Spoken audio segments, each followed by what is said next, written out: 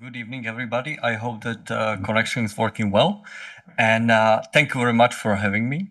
I was hoping that I will join you in person in Vilnius, but it was not possible this time. However, I'm looking forward to meeting all the BalticNOG people sometime in the future. Okay, so let's go. LibreQoS is on the mission to save the internet.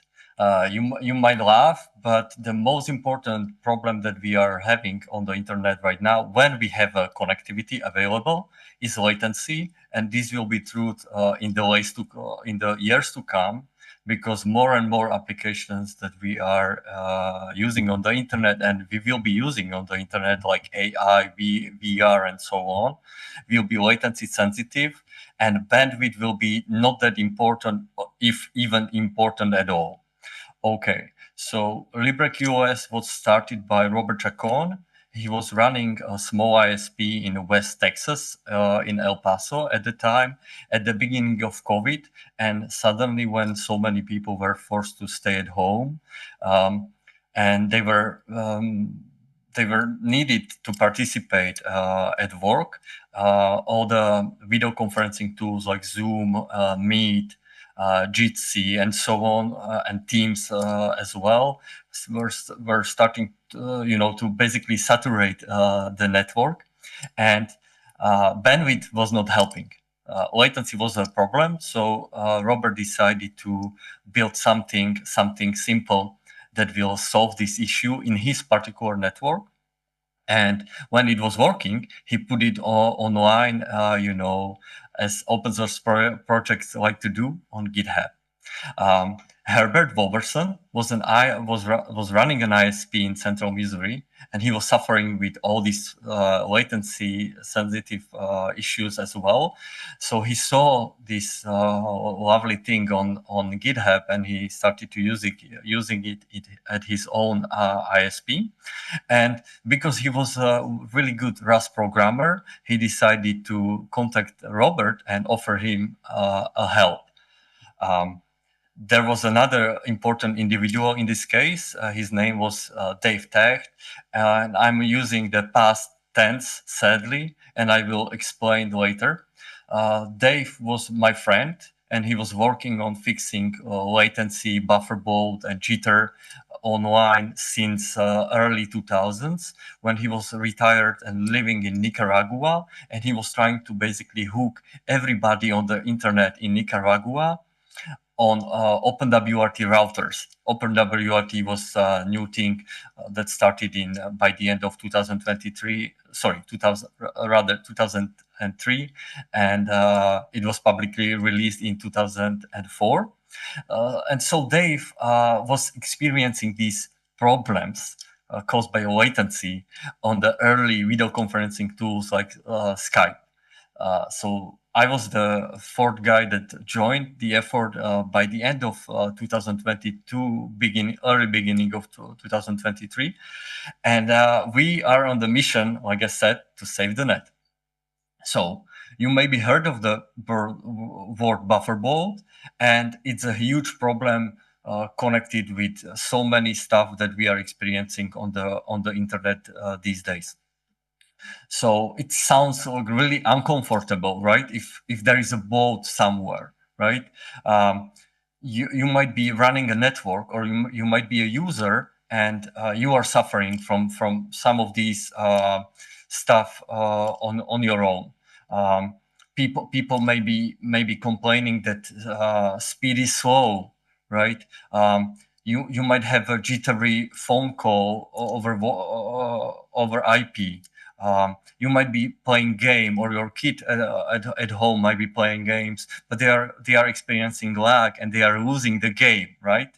The problem is that most of the routers, or most of the stuff in the world, are functioning on FIFO, so first in, first out. However, like on the internet, this particular approach doesn't work at all. And especially this is true with the latency sensitive applications.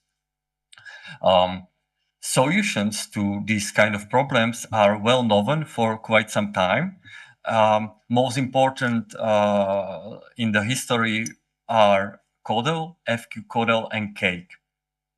Codel was really simple and started with adding time in transit to packets in a router, and also packet drop.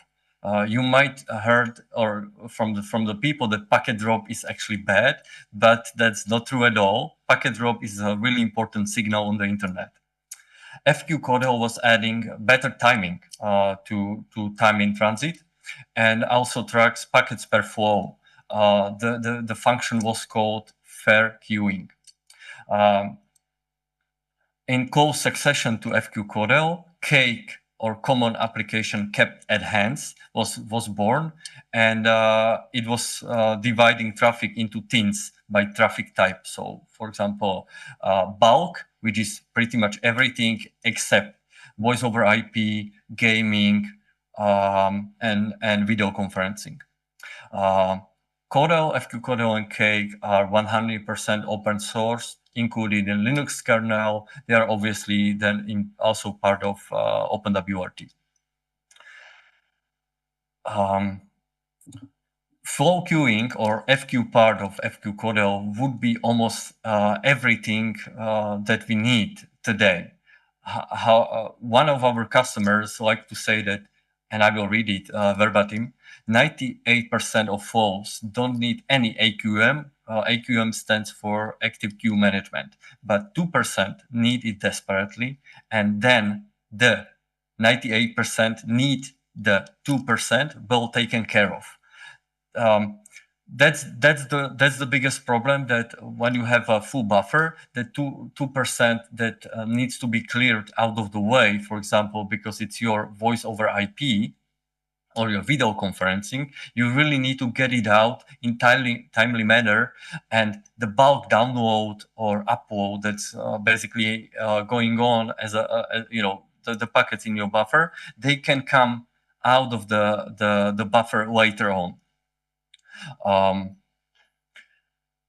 So once uploads in routers, for example, are caked, so they are using Cake, nobody cares about lag anymore, except on Wi-Fi. We have still a huge problem on Wi-Fi. So the easiest answer to the people that wanted to get these problems solved in the past was that they should just install OpenWRT on their own router, or they should get a new router with OpenWRT, or they should get another router, for example, MikroTik, which was using these solutions for bufferboard. But that's almost impossible advice to give to general public anymore, because so many people will have a problem to install OpenWRT router, or the cost will be prohibitive for them to get a good new router easily. There are also another approaches to solve this problem of bufferable latency and jitter in scale. For example, DoxySpy in cable industry, and there is a new thing, a new kid on the block called L4S, which is pushed by Comcast, Apple, Fastly, Nokia, and NVIDIA, and other big companies. And these solutions are basically marketed for DOCSIS as well as for 5G. But we believe that everybody should have Cake. So there is that SQM, or smart queue management problems for ISPs. And LibreQoS is basically trying to solve all these issues as one box that an ISP or network operator in general, because LibreQoS and other quality of experience solutions are used by more than just ISPs, but network operators in general, for example, cruise ships, if you can imagine. So you will have this one particular box in your network, the traffic go in and out to your customers and then out of your network at the edge. And the magic is done in the middle box. Typical customer response with LibreQoS can be that they can achieve 0 millisecond download active or an upload active latency. When you see unloaded latency, that's the function of various problems that might be happening on the network, and an ISP, a network operator, needs to work on fixing it. So there are a lot of challenges that we are trying to work with. One of these is Linux traffic control limitation, which is it was historically single-threaded, but Cake and HTB is HTB. I will explain. Hierarchical token bucket is really heavy, and when throughput is limited by CPU. We can still work with it, but there are other things that we are using to overcome this problem. One of them is XDP CPU map. It's part of XDP project, and running eBPF programs per packet when they pass through the kernel. This is something that's really helping us to scale traffic across CPU cores. All right, so LibreQoS is a middle box. It's routing agnostic, and you can imagine it as a transparent bridge or switch.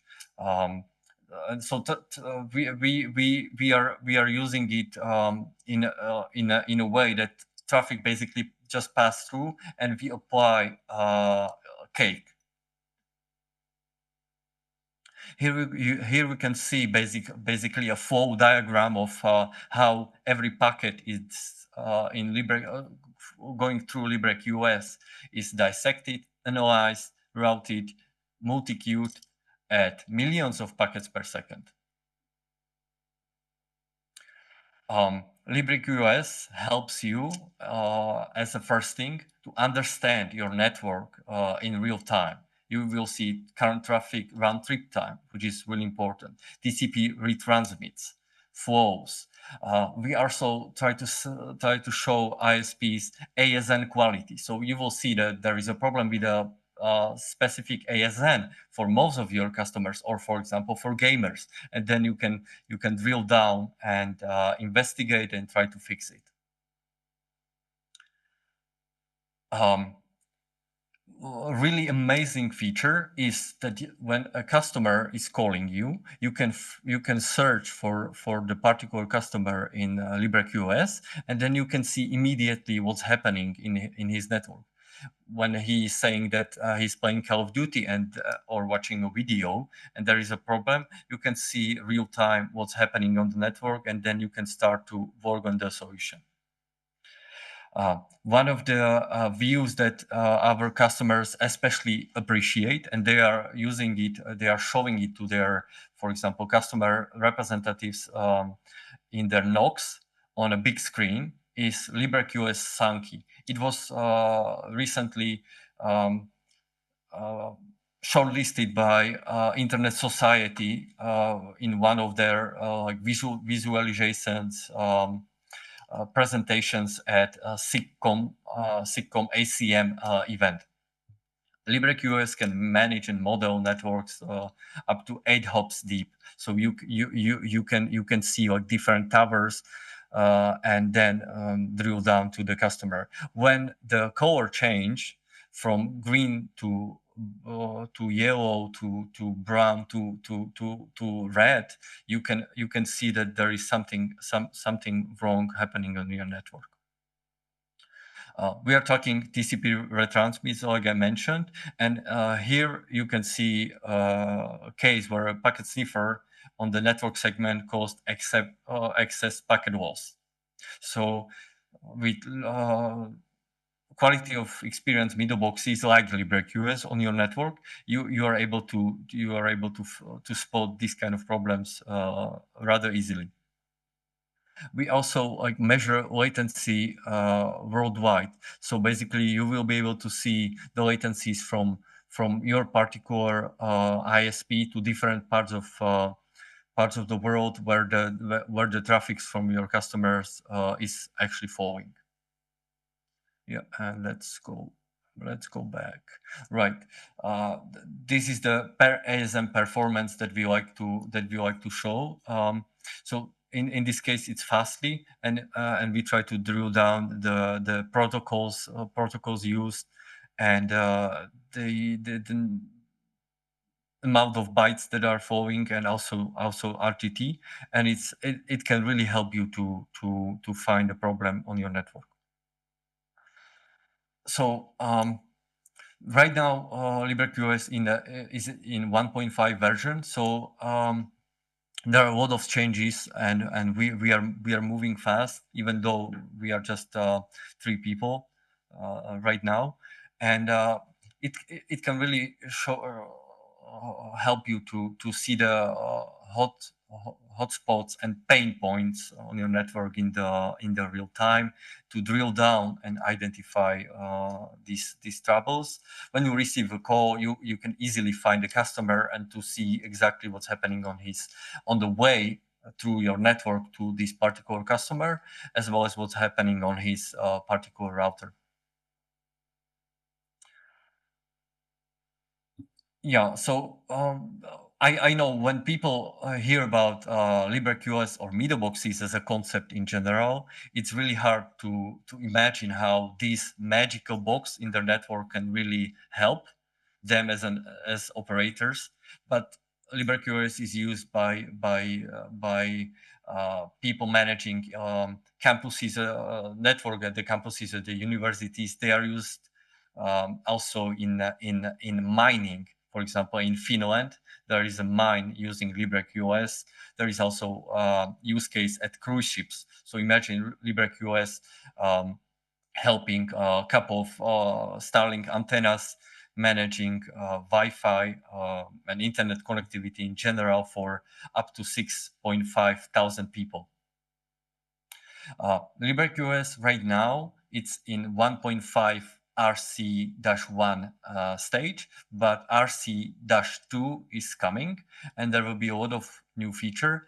For one, I will mention Beta API, and people were asking to get API so they can work with data on their own premises, and also other companies that are running other interesting networking tools, they would like to connect with us, because so far we were interconnecting mostly or basically only with CRMs and NMS like Splings, Sonar, UISP, or PowerCode.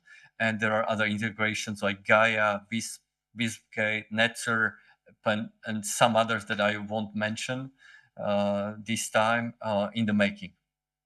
And if you are asking how big is the amount of traffic that we can currently parse or take care of with Cake, it's up to 100 gigabit per box. So it's quite a lot. And obviously we are looking for NIC hardware offloads, but we were not able to find NICs out there that will really support the full extension of eBPF. We have another product. So the core LibreQoS product is free and open source. However, we have developed also something called LibreQoS Insight. And on top of being real time, it actually helps you or gives you the power to look in the past. So imagine that you had a problem at midnight, and you find out about it from the customer calling you in the morning. You are able to take a look back in time, basically, and to drill down to see the problem. One of these kind of views that we offer to ISPs and network operators in general in LibreQoS Insight is called a heat map. So you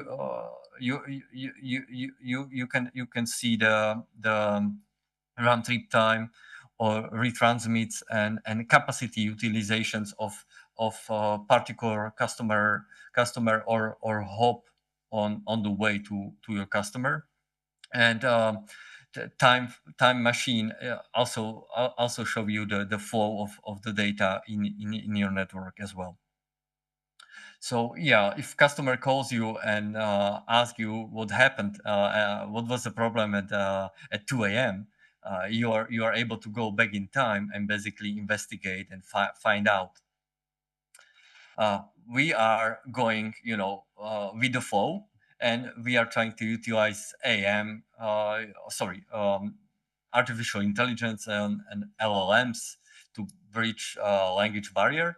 And we will be introducing Libby, which will be our helpful tool that will help you as an ISP to ask questions. For example, you can ask, what happened at 2 a.m. at my network?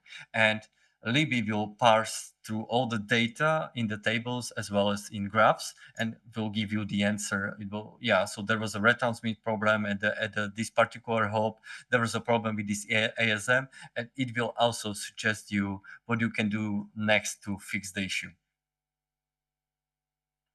Right. So LibreQoS is, and we are happy to say that, the only quality of experience solution that is truly worldwide. We are on every continent except of Antarctica, and currently, as of today, I was checking, more than 910 ISPs.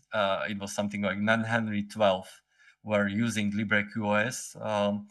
We are also in the Baltics, so Latvia and Lithuania, we have customers there already. If I remember correctly, there is none in Estonia currently, but we will get there soon. Yes, LibreQuest is free and open source, and we are continuing Dave Tech's mission. By the way, Dave Tech was his family originally comes from Estonia. They moved to United States, but the A in his name, it's actually Estonia. Dave was always recommending test tools of the trade to the people. So if there is one particular slide that you should really take a picture of, is this one. There is a lot of tools that you might know, for example, like iPerf2 or Crusader or Network Quality from Apple, but also new ones like orb.net. It was started by Doug Suttles, which is the founder or former founder and owner of speedtest.net or UQA, as you know. And all this ORP thing is actually continuous monitoring of the quality of your internet connection, basically on any device you can imagine. So it's like vital thing. It doesn't do like constant speed tests like with a real load, but it's really monitoring everything in just in time. So it will be additional point of information for you people running any network. And we have also built our own buffer ball test, and we were addressing all the issues that Dave pointed out over the years with all the particular speed tests you can ever imagine. And our tool was striving to fix those issues and to provide things like, for example, imagine that typical speed test is testing the connection for really short period of time and with just one flow. But the typical household or the office is running various different applications at the same time. So we have built something that's addressing it. And it basically um, it it plays as a network. So there is a guy playing a game, there is someone doing upload, there is someone doing download of a big file, and there is somebody having a video conferencing, or there is someone, for example, streaming Netflix. We would not be able to build LibreQoS to the stage where it is now without the support of Nelonet, which is amazing open source funding that basically gets the money from European Union.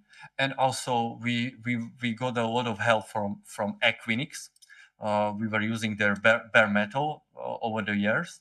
So thank you very much.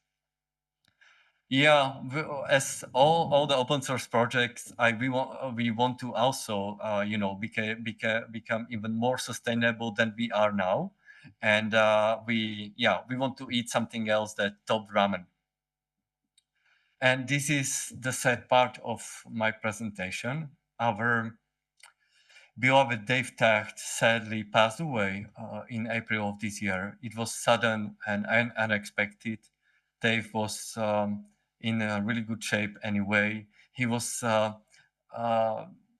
in Texas at the time, and as many of you know, Dave helped Starlink to get the grips with latency, because they in the beginning of 2024 they implemented FQCODEL, and so Dave, well, he was a huge fan of Starlink, SpaceX, space exploration, and he wanted to go to Mars.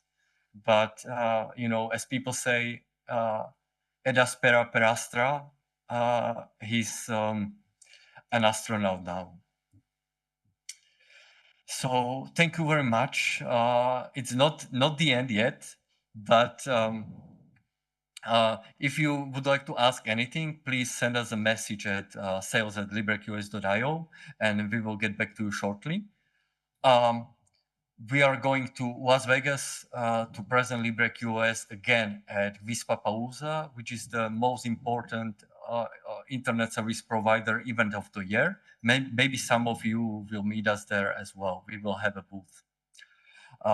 There is this amazing book to read, written by Toke Hoyland Jorgensen, and it's the seminal work on LibreQoS. Bufferboard rather, and I have another one with me here. You can order a free copy of this book from University of Karlstadt, and they will send you two physical books if you want to. And there is also an option to download a PDF. Also, we recommend people to use proper router at home, because to have a middle box in your network is good, but you need to fix your Wi-Fi at home or in the office as well. Full disclosure, I was working with CZNIC in the past, so I was working on improving Tourisomnia. So Tourisomnia is one of the routers that I'm always happy to recommend. Then there is another OpenWRT based company, GLINet. They are from Hong Kong. They have an amazing range of Wi-Fi routers, and they are like 15 years old now. So a lot of work was done, and Dave Tacht was also working with GLINet. The newest kids on the block of people that accepted Cake is Alta Labs. These are former Ubiquiti Networks people, and their routers are also really good. So you can give them a try as well. And there is MikroTik. That's a company from your neck of woods, and they are really, really great, because they were the first mainstream not open source company that got FQCODEL and Cake. And another postscript is here. RFC 8290. Everybody should get familiarized with it. That's the thing that basically really codified that there is a buffer board in the world, and there are solutions that needs to be implemented. So RFC 8290, please read it, and don't forget that bandwidth is a lie. Last but not least, LibreQoS is built in Rust. Herbert Wolverson, our Chief Product Officer, he's also a writer and teacher, and his newest book, Advanced Hands on Rust, is available now, so feel free to get it. And with that, I'm open to your questions. Okay, thank you so much for joining us today. Greetings from all of us at BalticNOG, and just take care and see you, I hope, very soon here. Bye. Thank you very much. Thank you once again.